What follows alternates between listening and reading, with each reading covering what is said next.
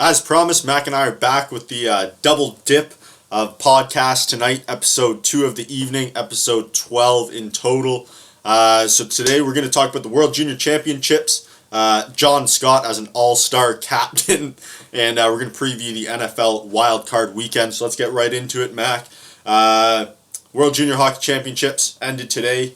Team Finland won on home soil, a big 4-3 overtime victory against the Russians. Russia made it interesting. Tied it up with 7 seconds left in regulation. Yeah, classic ending 25 minutes to that game. Yeah. Before Kasperi Kapanen, good Toronto Maple Leafs boy, finished the job for the Finns early on in the overtime period with a nice wraparound. Really nice. It's the first time that a positive thing has happened at a tournament like this for the Leafs in a long time. Yeah. To be honest, so I think that's good. Obviously, only one goal, but I mean he's going to go down in Finnish history. With that goal. So Mac, really, let's start talking about what's on everyone's mind. The poor performance by Canada. I mean, I know we did a podcast right after they lost to the Americans. Yeah. That was just the tip of the iceberg. Yeah, we talked about how maybe don't look too far into the result of the game, and how they put in a good effort. Yeah, they honestly, were a little unlucky. Might have been their best effort of the tournament. And we were so wrong. Let's be honest. I mean, we kind of said, hey, look, give them time. Give them time. And time is not what this team needed. Time hurt us. Yeah. That is one of the most disappointing tournaments I can remember. Actually, it is the most disappointing tournament I can remember. Yeah. I mean, the last time we finished this poorly, we didn't win a quarterfinal game was 98. Lose to good old Kazakhstan. That was good. The solid Kazakhstan team. That's who we're comparing this team to. That's rough. Yeah. That's rough. But really, Mac, I mean, break it down for us. Where did this team's trouble begin? It's tough to say where it began, but there's a lot of different things that went into this team ending up how it was. I think it starts with there was no real source of leadership. Yeah, I'll agree with that for sure. I think the veteran players they had on the team, the guys they brought back, guys like Jake Virtanen, really didn't show any leadership. I didn't see any leadership. I think it was not helpful that the coaching staff appeared to, like every time I saw them, they were non-verbal on the bench. No communication. It didn't seem like that doesn't help. If you have no leadership from your players, you need something from your coach, and if you're not getting that either, it's tough for the players to have any guidance.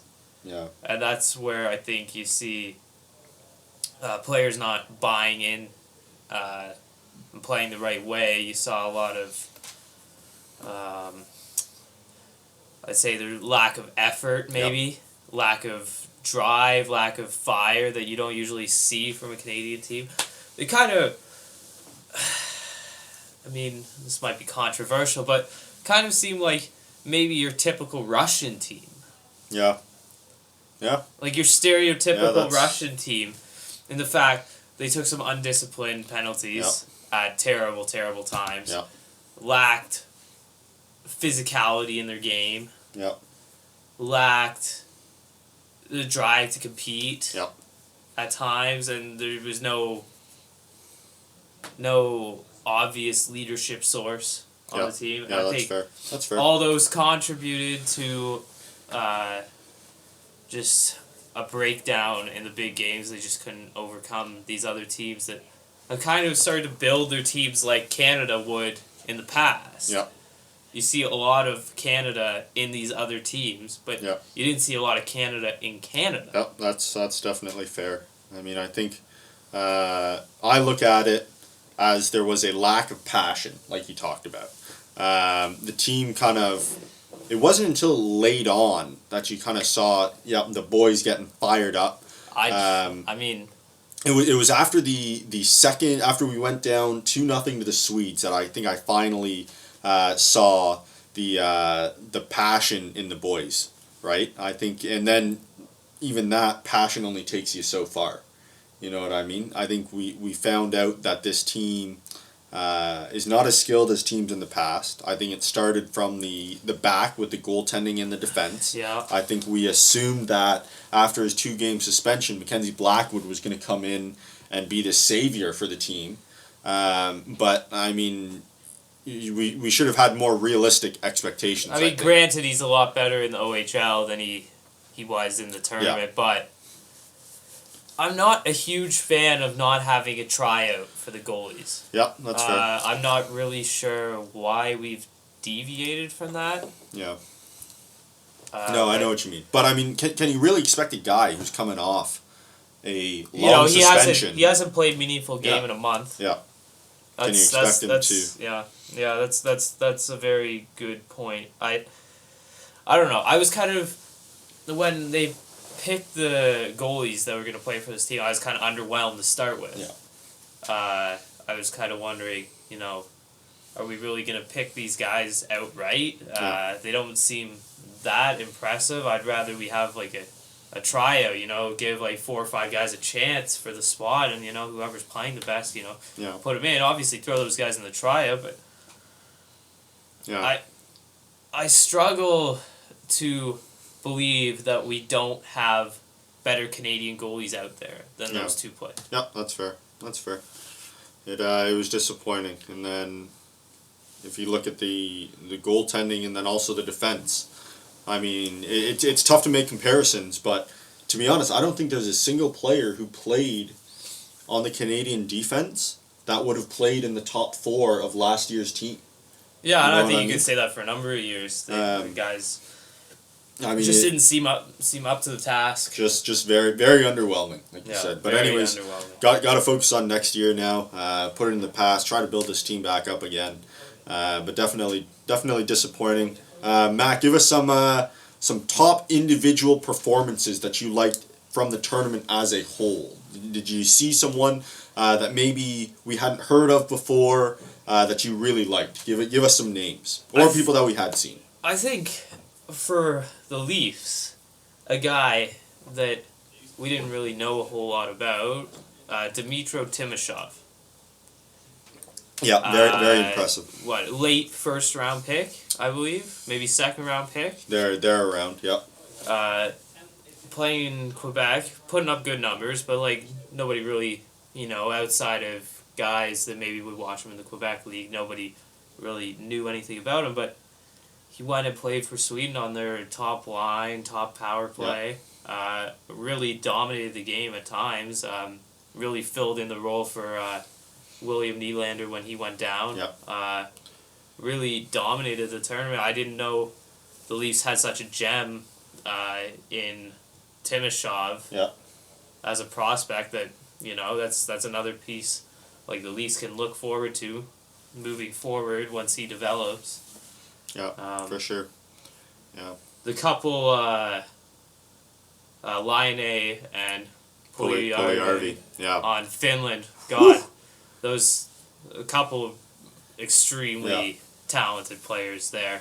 For guys that were like true 17-year-olds in the tournament, 1998 born, like those guys are younger than us. Yep.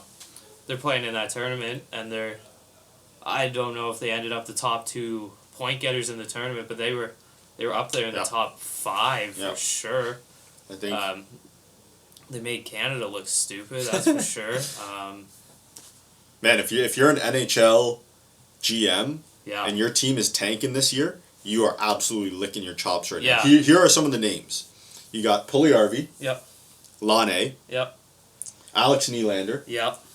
And then probably your first 2 picks, Austin Matthews. And Matthew Tkachuk. And it's unbelievable. I've never seen this at a World Juniors before where so many draft-eligible guys dominated the tournament like they did this year. And I don't think people look to this draft to be like the strongest draft, Austin Matthews is obviously a generational type player. Yeah. But I think after that, people didn't know that this would be the type of draft that it's now shaping up to be. Yeah. Like, we're talking about a very, very deep top 10 of the draft. Like, we're talking guys, like, we could say top 10 players in that draft could all make the jump. So it's interesting you talk about the top 10 because there's a real chance that this year's top 10 could feature no Canadian player. Yeah, and maybe it's an actual possibility. Maybe deservedly so. Yeah. Yeah, I think it just goes to show you that how other countries have kind of copied this the program of excellence that we have. That's and right. are kind of developing these solid players now. But it's good for the game. Oh, for sure, it's great for the game. But it's actually not crazy. And I wouldn't be upset by it by any means. I mean, I'd like Canada to have more success in like tournaments like this, and of course, developing players. Canada wants to be the top hockey nation, but it's great for the game. Like I thoroughly enjoyed watching like some of these very talented players in the tournament. Like I much more enjoyed watching some of the skill on the other teams than I enjoyed watching our team. That's fair. Struggle through that tournament. Yeah, it was certainly a tournament that not many people saw coming. Congratulations to the Finns on an awesome victory. It's they're kind of building that program up over there, and I think it showed how much hockey has really grown by the passion that you saw in the crowd. Oh yeah, as absolutely. Well. There were great crowds. Were awesome. Yeah. But anyways, congrats to the Finns. That wraps up the World Junior Hockey Championship for another year. Back in Canada next year, Toronto, Montreal. Hopefully we can win the gold back, but it'll take a better effort than the one we saw this year. Anyways, moving on to some more hockey. The news that has the hockey world buzzing. John Scott is an All-Star Captain. And if you have never heard of him, that's not surprising, to be honest. I mean, quite frankly, if you've heard of him, it's probably because he was being suspended for something. Yeah, maybe fight highlights, fight of the night, maybe. Yeah. So pretty much, the deal here is the NHL allows for fan voting to take place for these All-Star Captain spots, and John Scott was the top vote getter by the fans. Yep. The Coyotes play in the Pacific Division, right? So he is the Pacific Division representative captain. Yeah. So I'm going to start this one off, Mac. I know you and I have differing opinions on this. I think it just goes to show you how flawed this whole system is in terms of the All-Star game.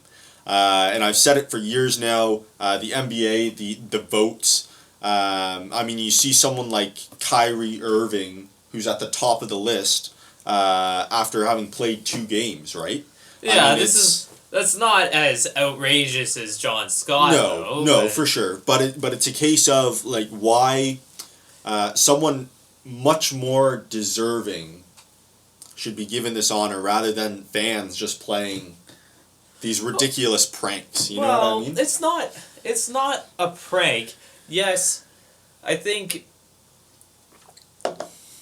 if people didn't want this, if the NHL didn't want, I assume the NHL doesn't want this. No, not a chance they want it. It's their fault for letting the All-Star game become such a, people just don't care. Yeah. People just don't. Unlike it's any other sport, maybe like NFL Pro Bowl, people don't really care about that either. But like people, like I can't tell you the last time I watched the NHL All-Star game. I'm sure more or less anyone you talk to will say the same. But I think let's be honest. Who wants to watch John Scott play 3-on-3 hockey? You know what honestly, I mean? For like less than an entertainment perspective. But the All-Star game is supposed to be entertainment. That's true. That's true. But I mean, my problem is he's taking away a spot from a very deserving player. This is true, but ultimately you got to look at it from a fan's perspective. Like the All-Star game's not for the players. I don't see it. I don't see it as a game for the players. I see it as a game for the fans because the league is run by the fans. Like whether people want to admit it or not. Like, if people want John Scott, and like, frankly, I think it's awesome that he's playing. Like, yeah, I mean, my issue. I know people will care about it so much more because, I mean, it's probably bad that people will, like, care about it just because he's in it now, but, like, it's kind of cool that, the fans can just bring a guy that's a healthy scratch, 6'8" tough guy, and just put him in the All-Star. Like, it's a joke. Yeah. But it's a good joke. Yeah, I mean, it's an enjoyable joke. Like, the All-Star game doesn't mean anything anyway, besides entertainment for the fans. So I think if the fans want it, and obviously they do, let it happen. If you don't like it, like, then vote for someone else. Vote for someone else. Yeah. But, like, honestly, like, with the All-Star game in the shape it's been for the last couple of years, were you gonna watch it anyway? Yeah, that's true. I mean, my problem with it is you talk about how the All-Star game is for the fans. You know what I mean? Yeah. But let's say. Well, it's a showcase of the game's No, best players. it is. But the problem is, someone retires. Yeah. When they go up there, they're known as Joe Schmo, who has 3 Stanley Cups and X number of All-Star appearances. You know what I mean? And so when John Scott retires, he's going to That's not gonna throw him in the Hall of Fame. No. I know that, but it's taking away a spot from a deserving player. Yeah, I mean. No, it will be very, very entertaining. It will be entertaining, I think he's just going to ham it up the whole time. So I think it will be good to kind of get the All-Star game back on the map. Yeah, I think that's the purpose of it for the people. Like the people, like the NHL wasn't like, oh yeah, go vote for John Scott. True. Yeah. They didn't really want that, but like. The people, obviously, they changed it to 3-on-3. They changed it so people could vote for anyone they wished. And, if the people want change, they're going to make change. Yeah. I think you're going to struggle to see the same system in place next year. Which... But anyways, I don't know. I guess if you voted for John Scott, enjoy it while it lasts. I'll be enjoying it, that's for damn sure. Yeah. It's, No, it'll be interesting to see. Interesting note on that. I watched a top 5 John Scott all-time goals today, and they were the only 5 goals John Scott has scored in his NHL career, including an empty netter. Although I kind of think it's telling when the majority of like the player feedback is positive for John Scott. Yeah. Like, not only the fans love it, of course, because it's cool. Like, you've never really seen something like this happen before. Yeah, just for that aspect, like, it'll happen. Yeah. It'll be awesome. Like, maybe it won't happen again, but like, it happened. Sure. Yeah. Right. Yeah. And you talk about the players not like getting like. The respect, like, somebody won't get the respect they deserve for being a top player in the league. But, like, you see, like, I've seen, like, Patrick Kane and Shane Doan and guys like that. They're all, like, this is, it's not, it's funny. Like, they see it as funny, you know? Like, they don't mind it. They think it's fine for the game, it'll attract attention. Like, I don't think the players are too upset about it either. I think... they see it as what it is. It's just it's not a publicity stunt, but it's a fan stunt. They put the guy in the game. He's gonna play, and that's what it is. And I think everyone will end up being fine for it. And it'll be fun to see. Like, Yeah, I hope he gets good playing time. I hope he actually gets good playing time. Yeah, no, it'll be definitely interesting to watch. And another note, Jaromir Jagr is another captain. Hope to see a lot of mullets in Nashville. That'll be good. No, he's very deserving. He's been one of the best players on a surprising Florida Panthers team so far. Yeah, no, for sure. Yeah, so still got some in the tank. That's for sure. Anyways, definitely some things to watch out for. NHL All-Star Weekend. It'll hasn't been exciting in a long time, so maybe this will spark something. Yeah, this will kickstart something. Yeah. Anyways, moving on to the NFL, Wild Card Weekend is coming up. So on the NFC side, you have Seattle traveling to Minnesota. You got Green Bay traveling to Washington. On the AFC side, Pittsburgh is traveling to Cincinnati, and KC is visiting Houston. Mac, break it down for us. Give us your picks. Let's start NFC side. Yep. Seattle, Minnesota. Yep. Minnesota's had a great year this year. Yep. Like, very surprising. Capped by a really good win over Green Bay last week. Pressure win. Yeah. Oh, yeah, to win the NFC North, yeah. That was probably the biggest game, like, any of the teams have played, like, in the NFL this year, Yep. Last week, division on the line against the team that you're competing for the division. Trying to knock off after how many years? Yeah, absolutely. That's like, what, that would be like... 09 was the last time the Vikings won that division. Yeah, so battle-tested team. I like the makeup of that team, got some good offensive pieces, solid defense. I don't know, Seattle's a bit too inconsistent for me. Fair enough. Yeah. They had a nice showing. Had a nice showing last weekend. Against the Cardinals. They have some great games. They have some rather poor games. Yeah. They're getting Marshawn Lynch back. Whether he'll be 100% or not, I'm not sure, but it'll be a help there. Yeah. I've got a bit of a changing of the guard here. I got Minnesota going. I got Minnesota going over in this game. In the upset special. Well done at home. All right, that's your prediction. What about you? You know what? I got to take Seattle. They look good. I just think that the Seattle offense it'd be tough to argue against them. I think the Seattle offense is just going to be able to beat the Minnesota defense more than that. The Minnesota offense and Adrian Peterson is going to be able to break down that solid. I don't know. I feel like that Seattle I has. feel like this might be the type of breakout game to make Teddy Bridgewater a star. That's fair. Yep. Yeah, you could say that. This could be potentially that one moment like a guy like that needs, and every guy that becomes a star, he has that moment, and against a team has been championship caliber for the last couple of years. Yep. This is the time to do it at home. Comfortable environment.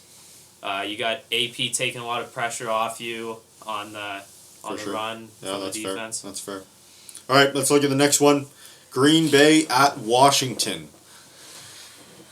Man, these 4 versus 5 matchups have become a little strange just because of the nature of the division winners that have been getting in the past little while. Yeah. I mean, had some really crummy divisions this year. Yeah. NFC East, AFC South. Yeah. Been both very poor.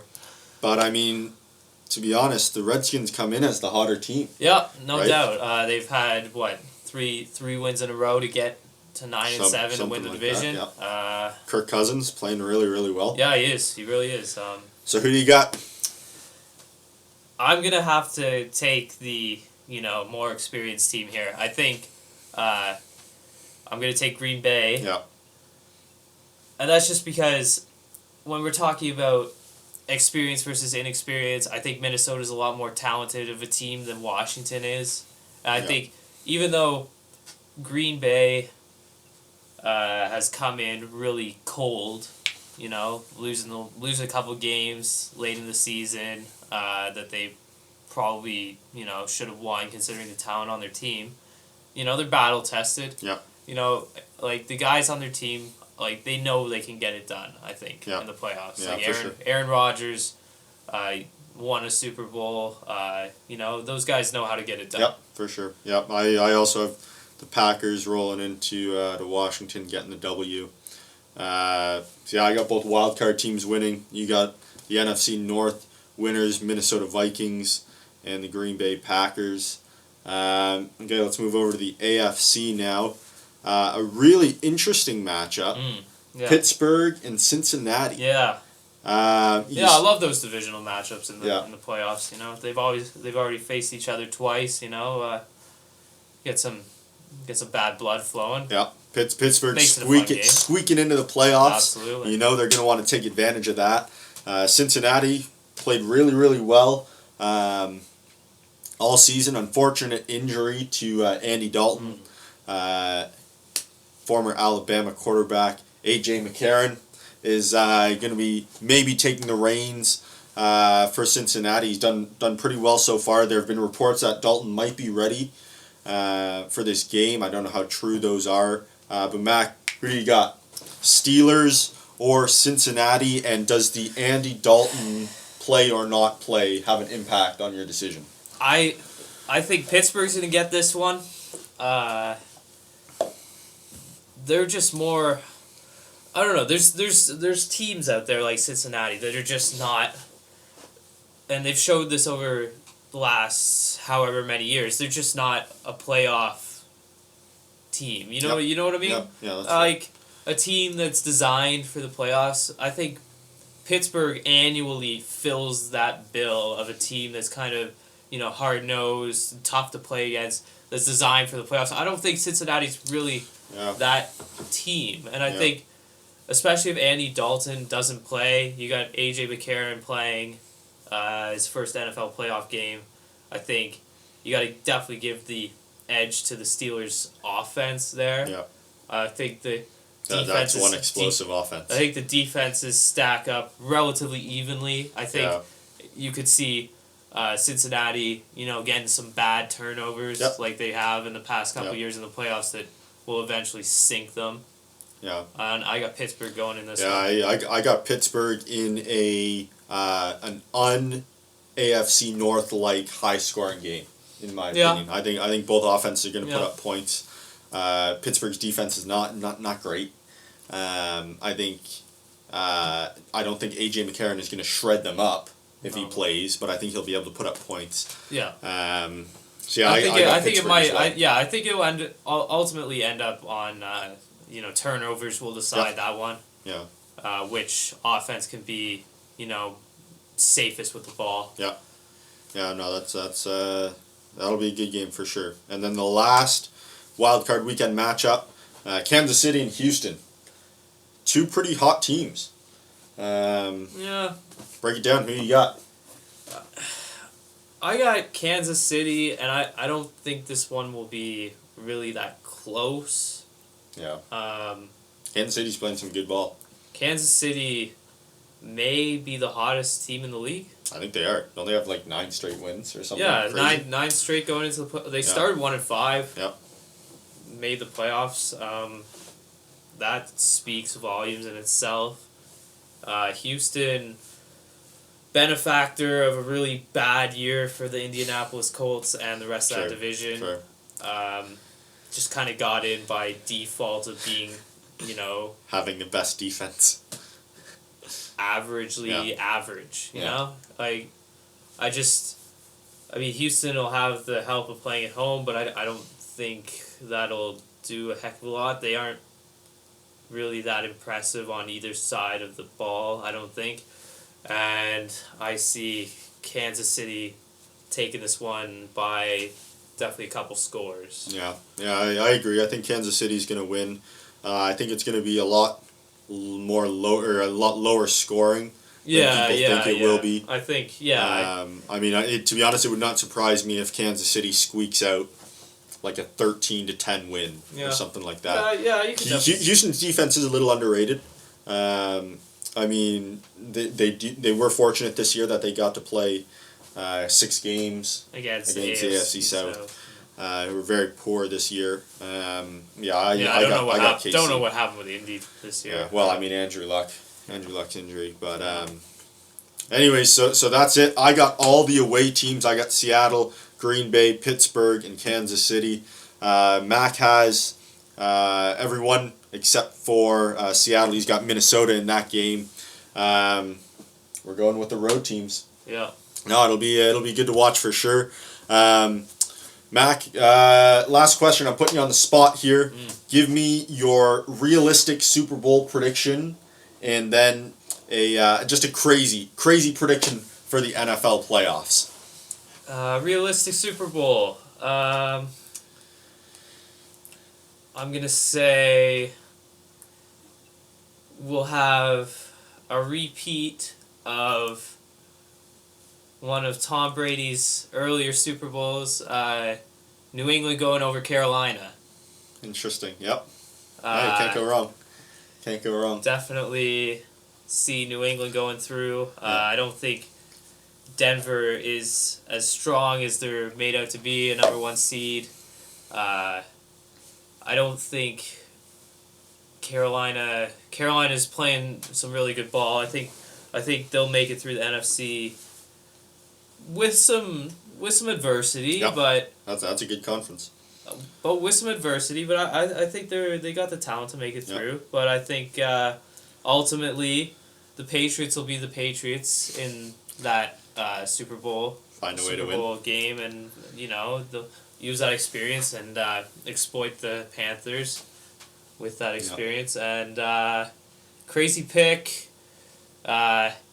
KC runs the table. Whew. With the winning streak. Would that be 12 straight? Yeah, 12 straight to the final. Face off against Arizona. Finally figures out the playoffs. That would be my. Yeah. That would be my potential. Your Super Bowl. Your crazy Super Bowl. Yes. Yeah. I got as my Super Bowl pick. I'm picking the Arizona Cardinals to win it all over the Pittsburgh Steelers. So repeat of a Super Bowl we had a couple years ago. I like the Steelers. That offense is explosive. Yes. I don't know that defense in the playoffs though. I don't know. That's what I'm going with. Arizona over Pittsburgh.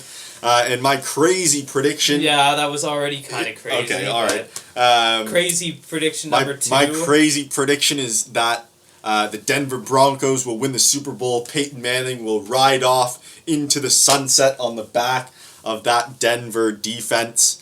I don't think that the Denver offense is going to have to be... I think it's more realistic. Peyton Manning rides off into the sunset on the back of a golf cart off the field if he gets injured again. I got Peyton Manning leading the Broncos to the Super Bowl in my crazy prediction. Anyways, that's it for Mac and I. Hope you enjoyed it. Have a good night. We'll be back soon.